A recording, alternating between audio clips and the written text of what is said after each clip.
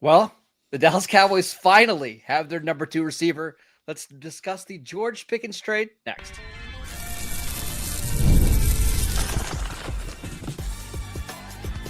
You are Locked On Cowboys, your daily Dallas Cowboys podcast. Part of the Locked On Podcast Network, your team every day. Welcome back to the Locked On Cowboys podcast, part of the Locked On Podcast Network, your team every day. We'd like to thank you for making us your first listen of the day. Today's episode is brought to you by FanDuel. Right now, new customers can get $200 in bonus bets when your first $5 bet wins.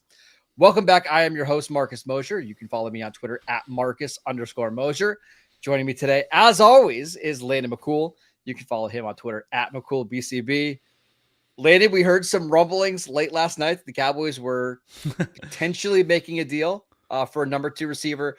They got one today. George Pickens of the Pittsburgh Steelers, a 24-year-old receiver. The Cowboys gave up a 2026 third-round pick and a fifth-round pick in exchange for Pickens and a sixth-round pick. We'll discuss the trade. We'll get all into that in a second. But the player, what do we know about George Pickens? Man, I think if you looked at all the guys that we had discussed, right, as potential folks to come in here, via trade, via signing, maybe even including the guys in the draft as well, that could, on the field, give you the greatest increase at wide receiver 2.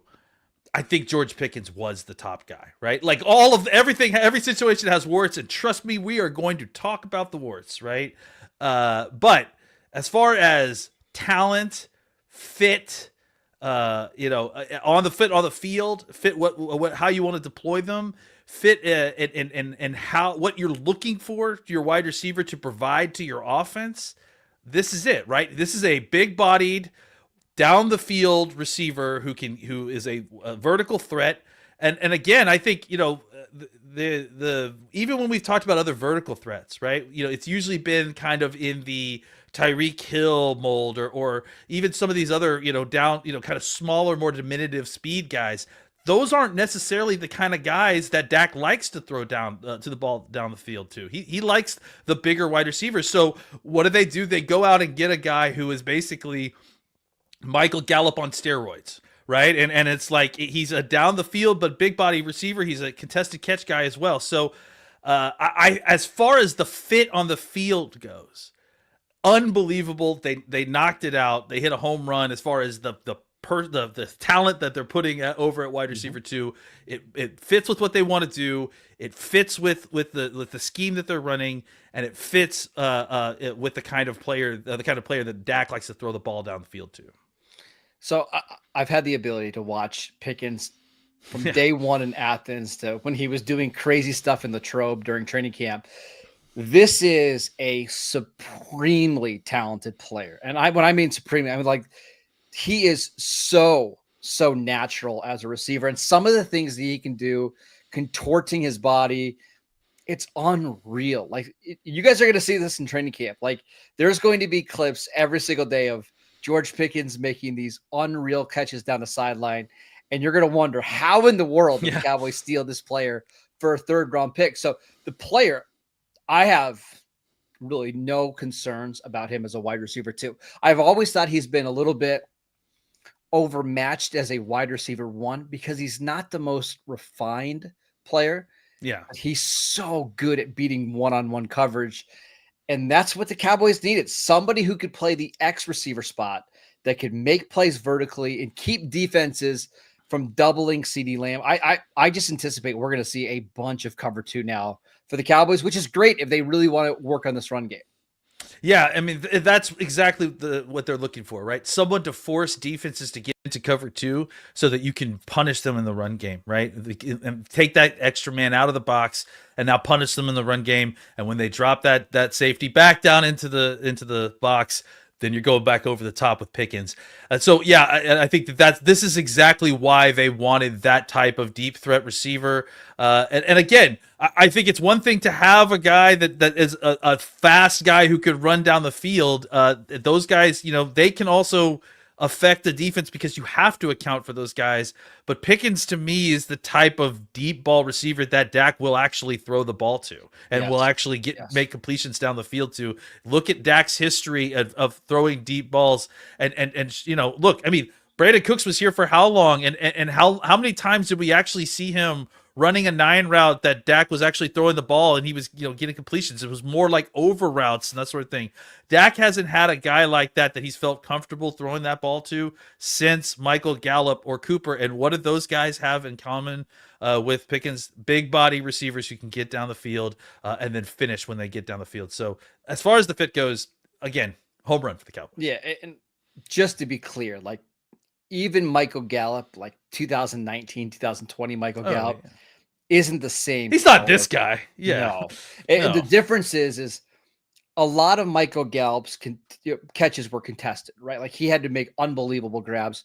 And Pickens can do that as well. Now, the contested catch rate has dropped a little bit over the last couple of years. And honestly, that's probably more of an Arthur Smith, Russell Wilson, Kenny Pickett, Mason Rudolph, Justin Fields thing. I could go on and on with the quarterbacks. But the difference is he can run away from your cornerbacks. And when he was in Pittsburgh the last couple of years, he's been the de facto wide receiver 1. He's the guy that opposing defenses have put their number 1 corner on. That's not going to be the case in Dallas. He's going to face cornerback 2s every single week. And he theoretically should eat those cornerbacks alive. Yeah, I mean, again, like, I think he's gonna. It works for both sides, and I think and we'll talk about that with the fit and the risk aspect of this. But part of the reason that I am on board with this a lot more than maybe normally is that Pickens is in a situation where he needs to make his money too, right? And I think Pickens realized, especially after the line of quarterbacks that he's had these last few years, that Dak Prescott is a guy who can get him paid, right? Yeah. So if he kind of is willing to buy into that and understand that if his buy-in will give him cash at the end of this, this could be a nice symbiotic relationship between the Cowboys and Pickens. And I do want to talk about that really quickly before we move on. We already got a report today that the Cowboys and Pickens are planning on letting the season play out. Yep. Which honestly makes me feel better about the trade. Usually when you make these trades, you want to lock up the player long-term. But I think in this case, it makes sense for both sides to let this thing play out, see what the fit is like in the locker room. You and I were discussing this a couple of weeks ago before the draft. Yep. We thought there was a chance that you could get the best version of George Pickens in 2025 because he's in a contract year and he's going to have to be on his best behavior. It could be a little bit expensive for a 1-year rental, right? Like, usually you don't want to give away 3rd-round picks. And I've heard the argument, well, you could turn around and get a comp pick back for him and it ends up being a pick swap. I don't disagree, but there is part of me that thinks, like, hey, if the Cowboys are willing to let him walk, maybe the year didn't go as well as planned. And because he was off so many draft boards, according to Bob McGinn in 2022, maybe the market won't be as strong as what we would think. I have a hard time believing that he won't get any kind of market. He'll get maybe not the market that nets you potentially a 3rd or 4th round pick in the comp pick situation. But even if it's like a 5th, right? Like, perfect, now you're just still talking about a pick swap, which is probably, worth a 4th round pick, right? So, you have to look at it as a pick swap, I think, because you're gaining a comp pick. We just don't know what the result of that is. Yes. I do think that's important to mention, but as of right now, it feels like it's a 1-year rental with a pick swap. And again, when you're talking about hopefully not a top 75 pick in the draft, I just don't care a ton. Because look at the names of the players that were drafted like in the 80s and 90s this year. It's like backup quarterbacks and receivers that we've never heard of before. So that part of it doesn't stress me out at all. I'm just pointing that out there. Let's talk, Landon, about the fit with the Dallas Cowboys, with the culture, with the locker room, with the quarterback. We will get to that next. This episode is brought to you by Skylight Calendar. Say goodbye to sticky notes, scribbled plans in the fridge, and overlapping calendar invites. The Skylight Calendar is here to bring you clarity to the chaos and help families stay organized without the stress. This sleek digital display syncs with your existing calendars, Google, Apple, Outlook, or whatever you use, making it simple to track appointments, practices, dinners, and reminders in all in one easy to see place. My life is insanely busy right now with my daughter playing t-ball. She's in dance. We've got meetings all the time, but Skylight Calendars has helped our life stay focused. It's helped us get back on track. And right now, Skylight is offering our listeners $30 off their 15-inch calendar by going to skylightcal.com/NFL.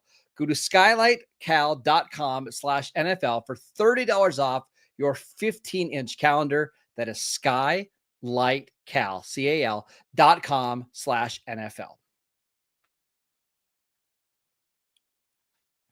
Welcome back to the Locked On Cowboys podcast. We'd like to thank you for making us your first listen of the day. We are breaking down the George Pickens trade. The Cowboys finally get their number 2 receiver. Let's talk about the fit in this offense. How does he fit with Dak? How does he fit with CD? I mean, this is the most exciting part of this to me is that, let's talk about the fit with CD, right? Like CD at his best, when they are able to, use him at his prime, they're able to move him around, right? And specifically, CD operates incredibly well out of the slot. He's one of the best slot receivers, if not maybe the best slot receiver in the NFL.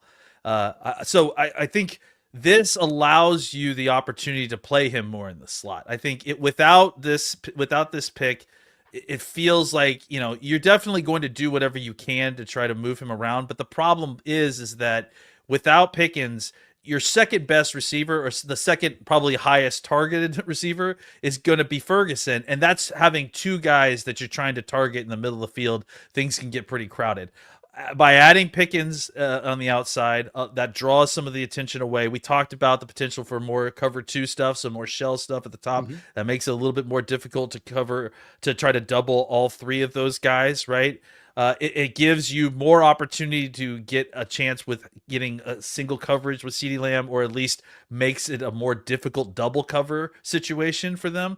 And I think that just it's going to open things up, like not only in the passing game, but like we said, the run game as well, because he's specifically a deep threat, a guy that can be a down the field receiver that like I said, that Dak will actually throw the ball to. That is going to push the coverage back. It's going to get players out of the box. It's going to allow for the run game to kind of continue to thrive. And again, as you're getting bigger on the offensive line, you're also removing defenders from the box. So that could be a real force multiplier in the run game when you look at the holistic changes that were made over the offseason for the Cowboys. One thing we haven't really seen since 2021 is having CeeDee Lamb with an X receiver that can win one-on-one on the outside.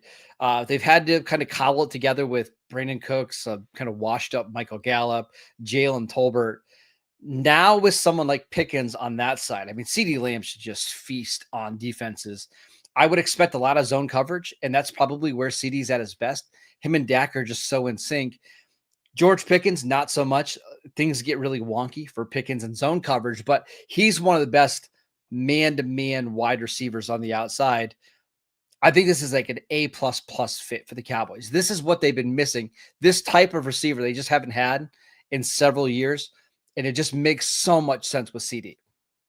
Yeah, I mean, it much like, I mean, I think a lot of the conversations that we were having about Tetro McMillan that over the offseason, I think could be transcribed here, except the fact that this Pickens is so much more of a downfield threat than Tetro McMillan was, and he's so much more athletic. Yeah. So I think, it is, that's the big, comparison difference there that I think, the conversation about usage and about how he's going to affect the defense schematically with the other players on the offense.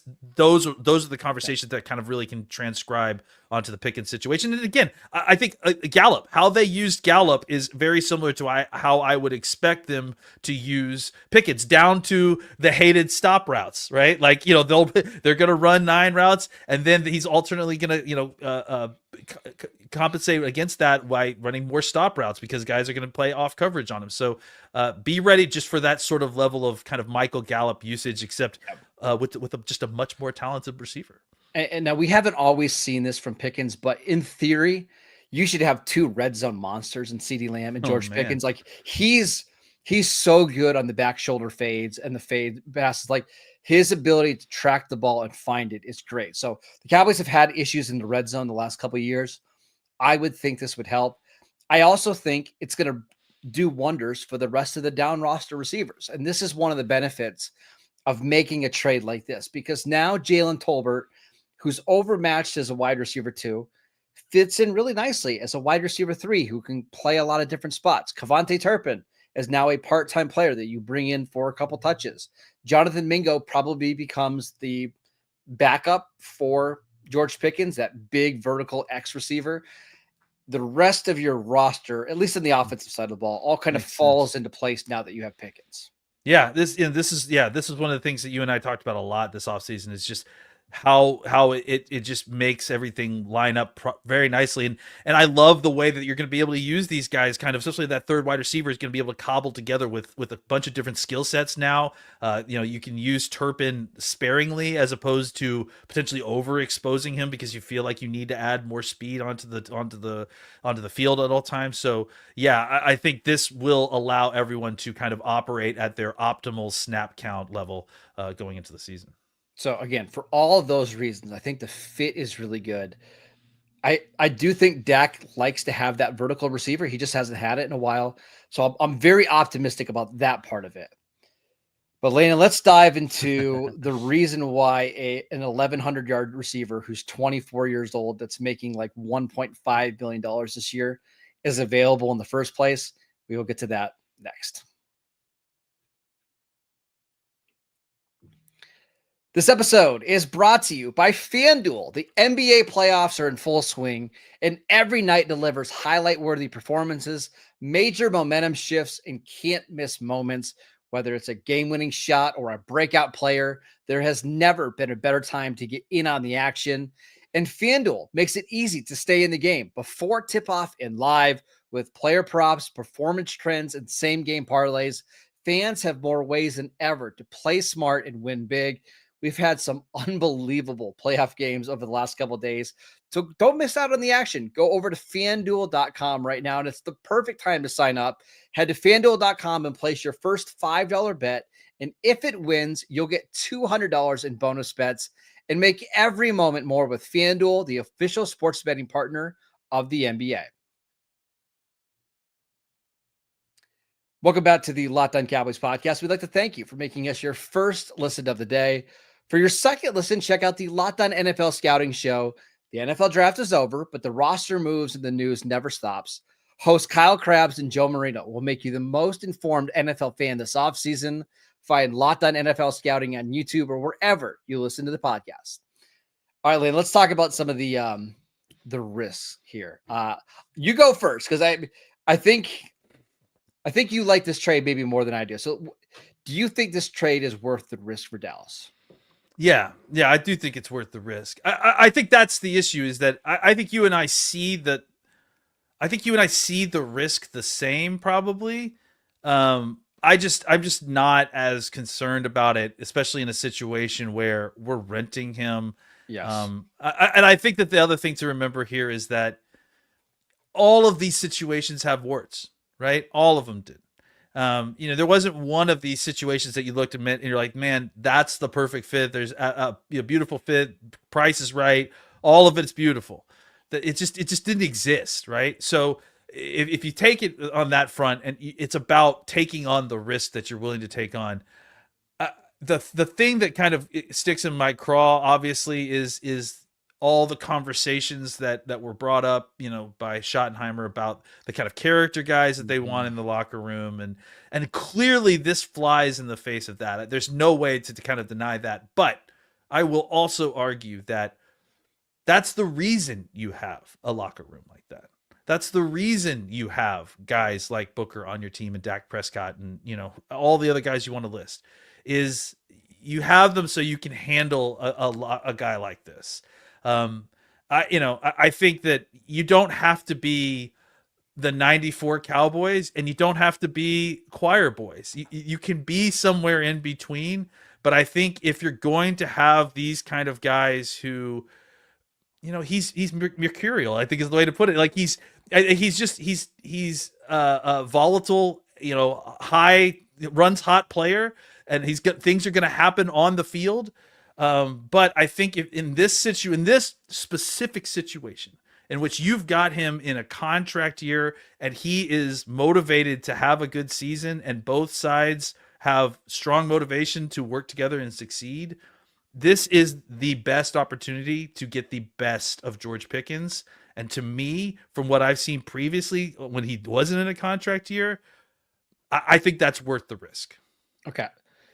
I don't necessarily disagree, but I do want to go over a somewhat of a timeline. I wrote down. Yes. Yeah. Let's be clear about it. Let's be clear-eyed about what we're dealing with. So these are all not all. These are some of the reported things. These are not things that are just being whispered behind closed doors, which we could get into, but these are reported things.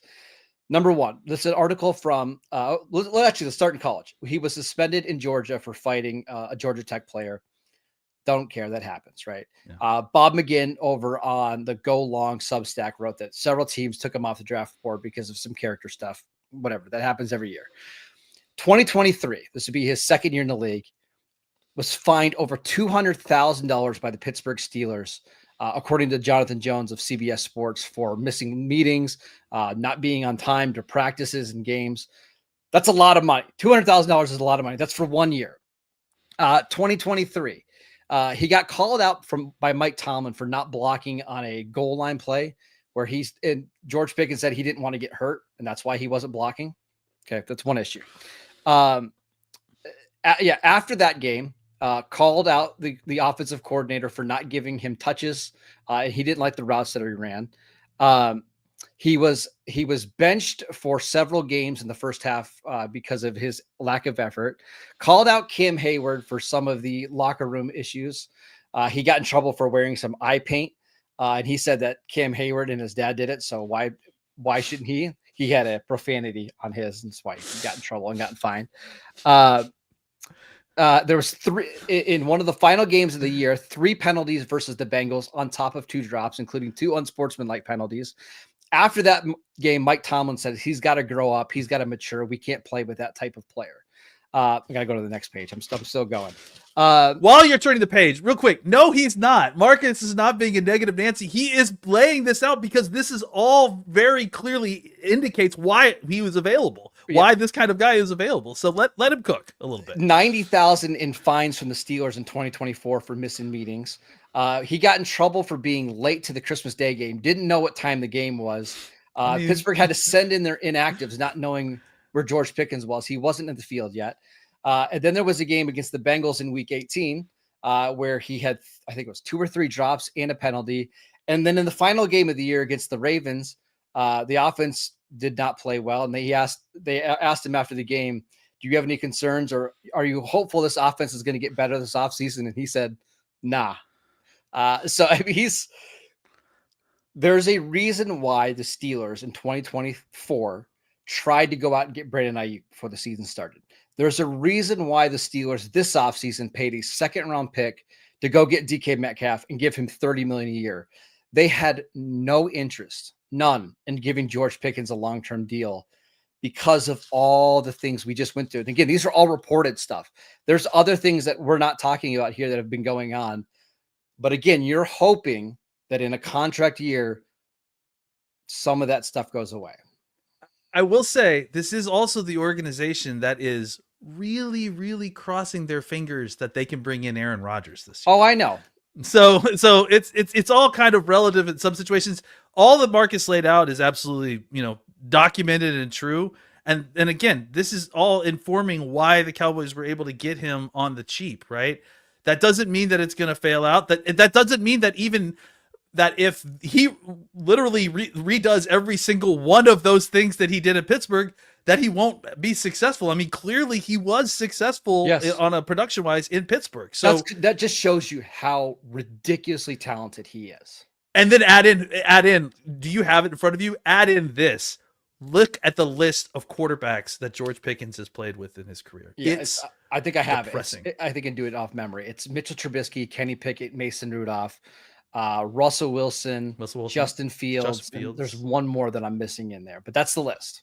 But it's not notable. It certainly isn't Tom Brady that's missing from that list. No. My point being that like the guy has had poor quarterback play, has had $200,000 worth of fines for missing practice or whatever, and still has produced anywhere from 900 to 1,100 yards in each of his 3 seasons of these of his NFL career. So yes, there is definitely all kinds of this stuff, and we have to be clear-eyed and understand what it is, because guess what, guys? Smash cut to 6 months from now, I guarantee you we may be doing a whole podcast on something that Pickens did during practice or a game this week. So just be prepared for that. The upside is obviously very exciting. Now, I do want to point out, because there's always, when we talk about character issues, that's always such a big word, and it can mean so many different things. I believe that George Pickens loves football. Like, I think he loves playing the game. I just think he's very emotional, and he is a 23, 24-year-old that doesn't know how to be a professional. And Mike Tomlin even said that, like, he needs to be a professional. He doesn't know how to do it yet. He's hilarious. He's hilarious. I mean, some of the things he does are hilarious, but that, comes from a certain amount of immaturity, and trust me, that comes from someone who knows what immaturity looks like. Yeah. So again, that's just some of the stuff they're going to have to deal with. I think you're hoping as he gets older, and maybe playing with a quarterback like Dak, who is so mature, maybe that'll help. Fingers crossed for a first-year head coach or first-year offensive coordinator that they can figure out how to best manage him. All right, that is it for today's show. We'd like to thank you for making us your first listen every single day. Make sure you're downloading the podcast wherever you get your podcast. We are free and available on all platforms. Follow the show on YouTube. On tomorrow's show, we're going to talk about some slot options for the Cowboys, because they still have an issue there. Follow Landon on Twitter @McCoolBCB. I'm at Marcus_Mosher, and we'll see you right back here tomorrow.